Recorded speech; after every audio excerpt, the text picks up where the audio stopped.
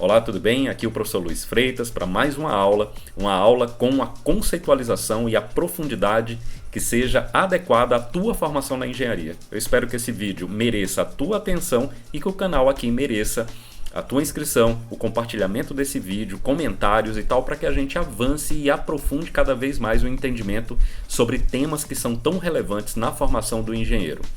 Beleza? Antes de colocar a mão na massa, vamos para a vinheta e depois a gente começa realmente a trabalhar. Bons estudos, até o vídeo, valeu!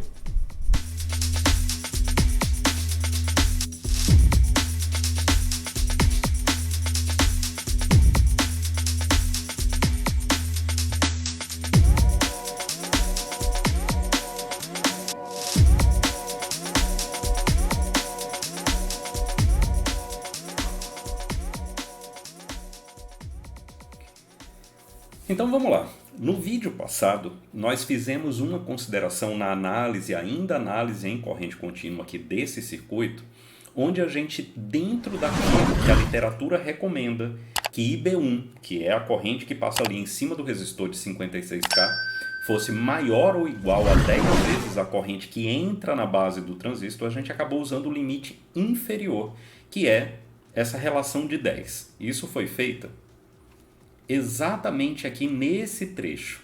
E aí, eu como forma de ali instigar uma maior investigação, coloquei ali, não, então vamos fazer o seguinte, o IB1 igual a 25IB. Por que que eu sugeri isso?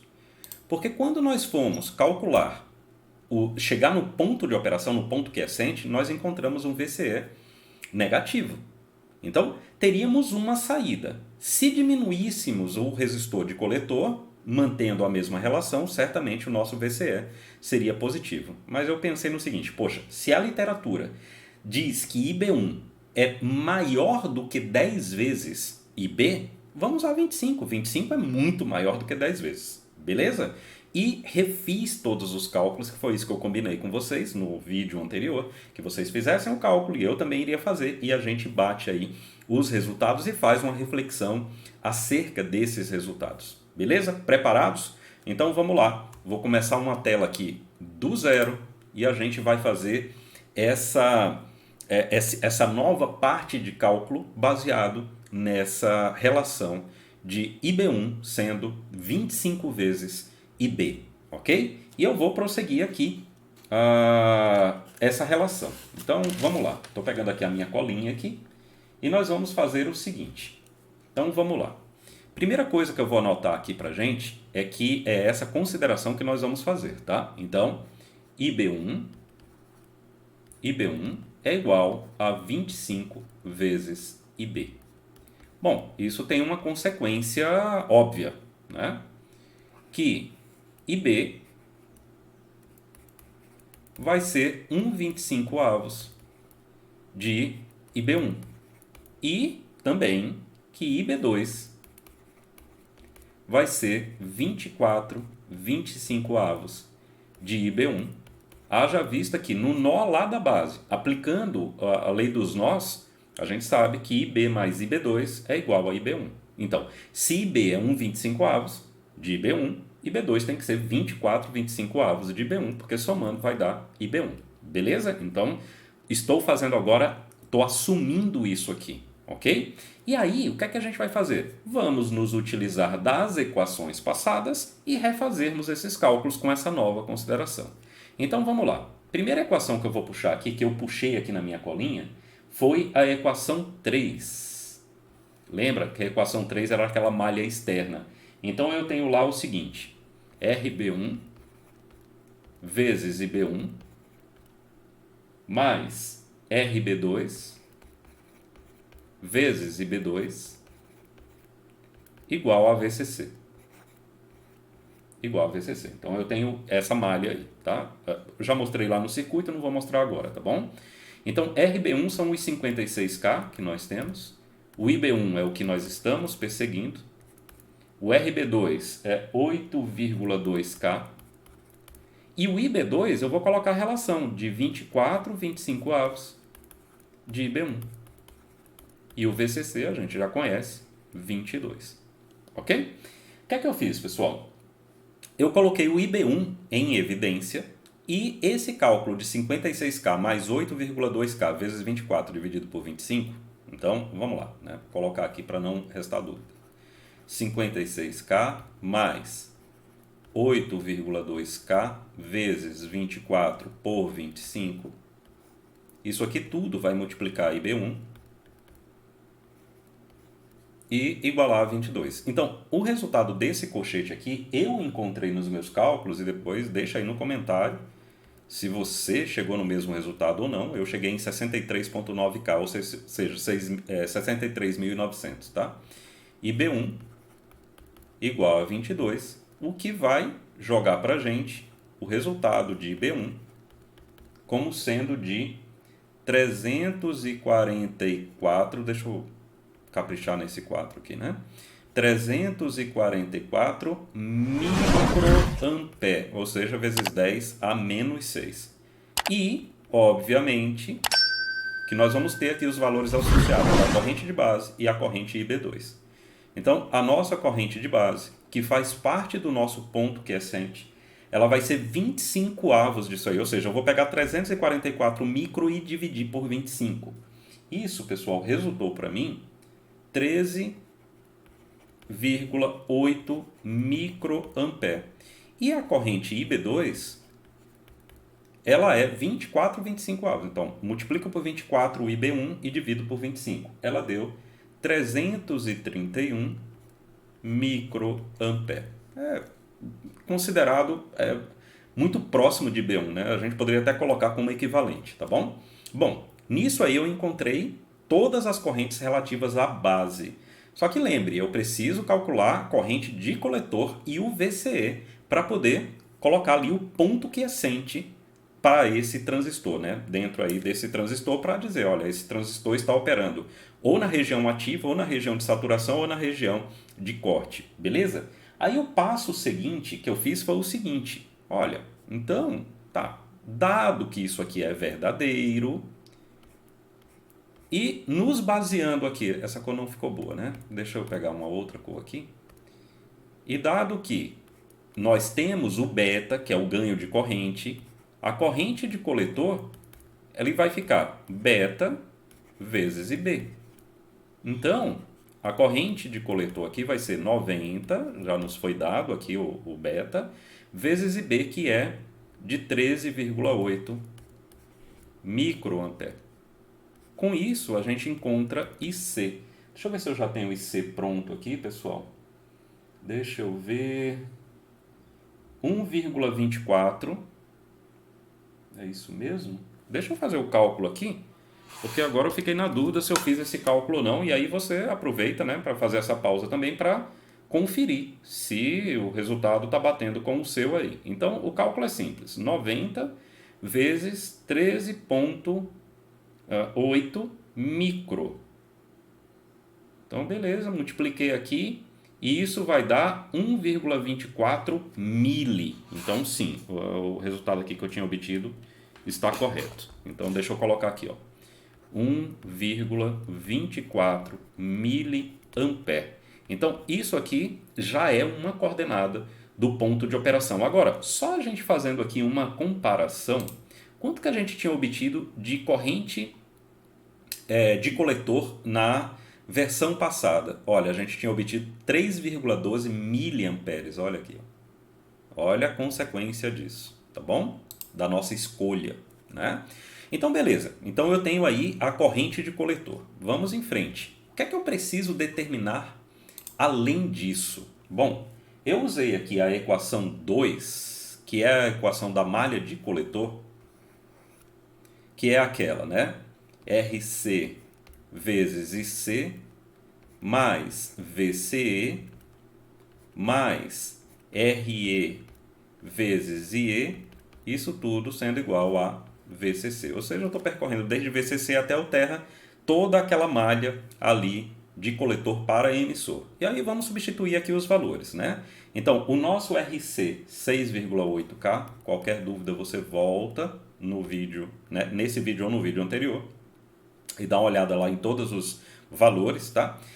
IC 1,24 mili, O VCE a gente não tem, mais RE, o RE da gente é 1,5K, e eu vou manter aquela escolha do maior valor de E que a gente fez no vídeo passado. Só lembrando aqui que a gente tinha obtido um valor de E de 1,47 mili e tínhamos obtido de 1,24 mili, e eu optei pelo maior valor de... acabei optando pelo maior valor de... lá da corrente de emissor, beleza? Então eu vou manter essa minha escolha, tá? Então aqui é 1,47 mili e isso aqui igual a 22, certo? Deixa eu só conferir aqui, pessoal, se foi isso mesmo. 1,47 mili, beleza. Ok, então como é que eu faço para encontrar o VCE? É muito simples, né? Se eu fizer esses produtos aqui, ó, vamos fazer esses produtos aqui. Esse produto aqui, segundo os meus cálculos, isso aqui está dando 8,45. Isso tudo é em volts, tá? Mais VCE, mais esse outro produto aqui, o meu está dando 2,21.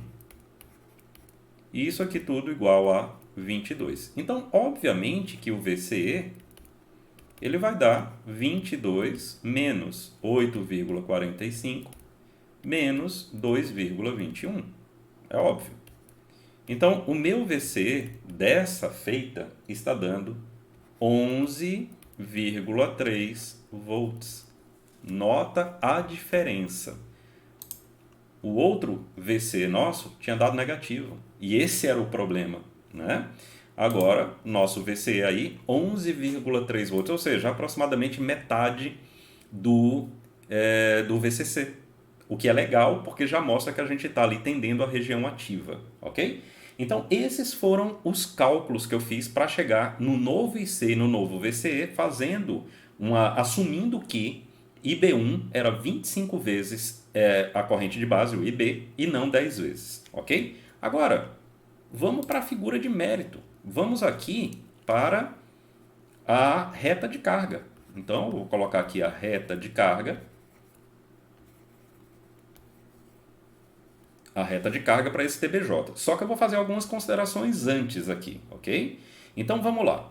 Qual o ponto de operação que a gente obteve? Deixa eu pegar aqui uma outra caneta aqui para ficar legal aqui o que nós estamos fazendo. Vou pegar essa azulzinha, claro. Aqui. Então, o nosso ponto... Essa não ficou legal, né? Deixa eu pegar uma outra aqui. Vou pegar essa cinza aqui, pessoal. Vamos ver se fica legal. Ah, ficou legal. Então, o nosso ponto Q, ou ponto de operação, ele tem 3 coordenadas. Lembrem disso. Então, eu tenho o IB, eu tenho o IC e eu tenho o VCE. Então, eu vou colocar os valores aqui todos para a gente já entender. O nosso IB aí foi de 13,8 microampere. 90 vezes isso, ou seja, beta vezes isso, nós temos o nosso IC, que foi de 1,24 miliampere. E o nosso VCE, que a gente acabou de calcular, e eu já esqueci do valor, é de 11,3 volts. Beleza? Então vamos colocar aqui, ó, 11,3 volts. Ok? Beleza? Então nós temos aqui o ponto Q. Agora, o que eu quero trabalhar na reta de carga são os pontos extremos da reta de carga. Então vamos colocar aqui.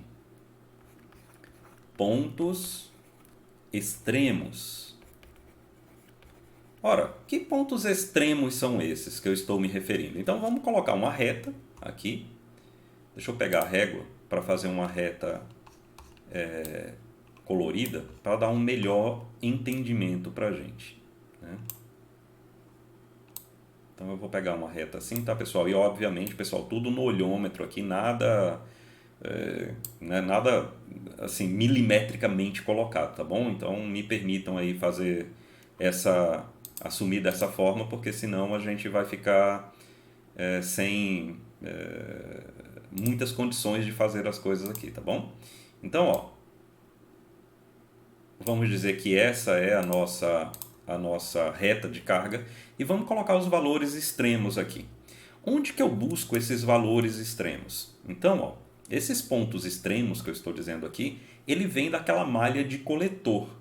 Então, nota o seguinte, ó, a equação é essa equação 2 aqui. Eu vou pegar essa mesma equação, vou tentar levar para lá, para vocês entenderem onde eu quero chegar, tá? Então, vamos lá. Vou colocar essa equação aqui embaixo e vou fazer aqui as minhas considerações, ok? Pensa no seguinte, o primeiro ponto que eu vou localizar vai ser o ponto de VCE máximo. É esse ponto aqui, ó, no eixo de VCE, ok? O que é que eu tenho que fazer para esse ponto? Eu tenho que colocar o IC igual a zero. Então, quanto seria o VCE se o IC fosse igual a zero? Então, ó, notem que essa parcela aqui ela cairia para zero, ok? E aí eu fico com VCE igual a VCC menos RE e E. Lembre, o RE é 2,21, ok?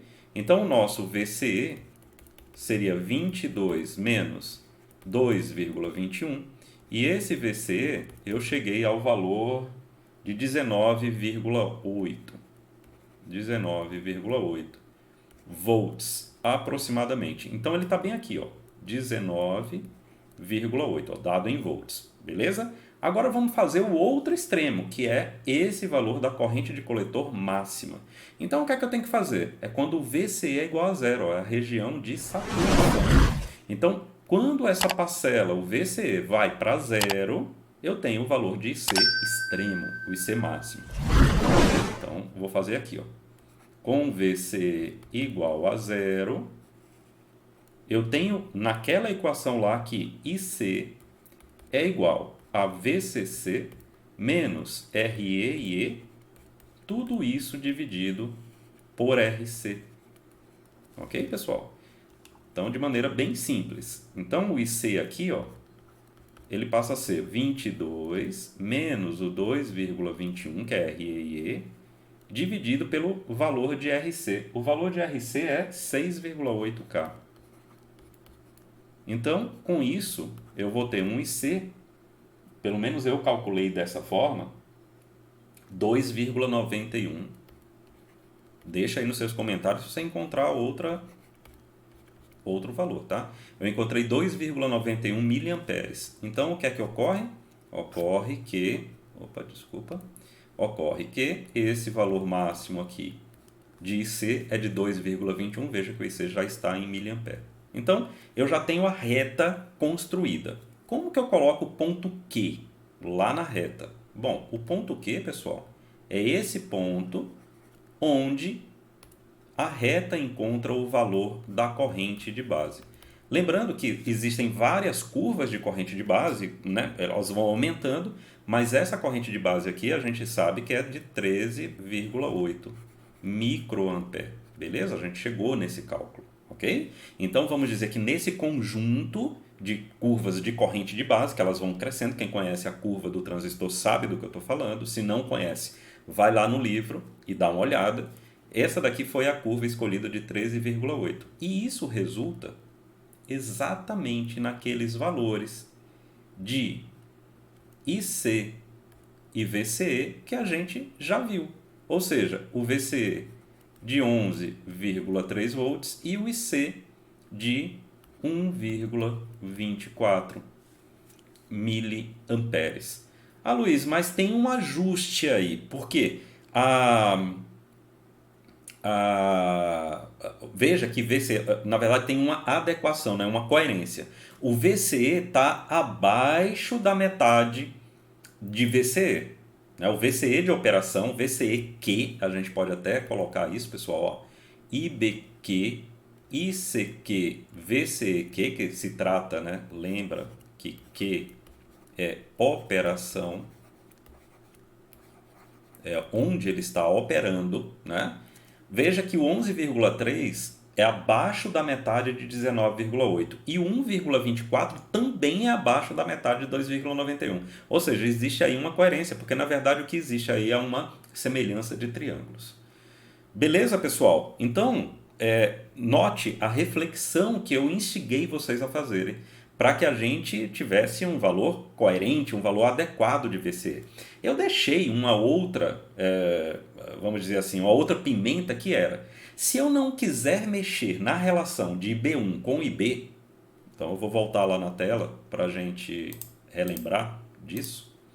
Então, se eu não quiser mexer nessa relação que eu tinha assumido anteriormente, no vídeo anterior, que era de 10, né, IB1 igual a 10 IB, eu teria que mexer no resistor de 6,8. E eu alertei para uma coisa lá que eu vou novamente alertar aqui. Esses dois, né, esse problema que eu estou dividindo em dois vídeos, na verdade vai ter um terceiro vídeo, onde a gente vai calcular na sequência aqui, fazer uma análise em corrente alternada para buscar aqui elementos dentro do modelo híbrido chamado modelo Pi, que é um modelo AC, é o próximo vídeo. Eu falei para vocês que nós poderíamos fazer uma coisa diferente. Vamos lá, vamos arrumar as ideias aqui. São duas situações. Essa situação nossa nos foi dada toda a malha de polarização, ou seja, os valores de resistores, para que eu encontrasse os valores de operação de IC, VCE e IB. Ok? Essa é uma situação, é a situação vivida aqui. Poderíamos ter o reverso dessa moeda, que é, de repente, seriam dados o valor de IC de operação, VCE de operação e IB de operação, e teríamos que calcular os valores de RC, RE, RB1, RB2. E como que eu faria isso? Pessoal, com base nas mesmas equações. Eu não posso fugir dessas equações. As equações de coletor, base e externa são as mesmas. Ok? Nesse caso, como tínhamos os valores das resistências ou dos resistores, calculamos os valores de corrente e tensão.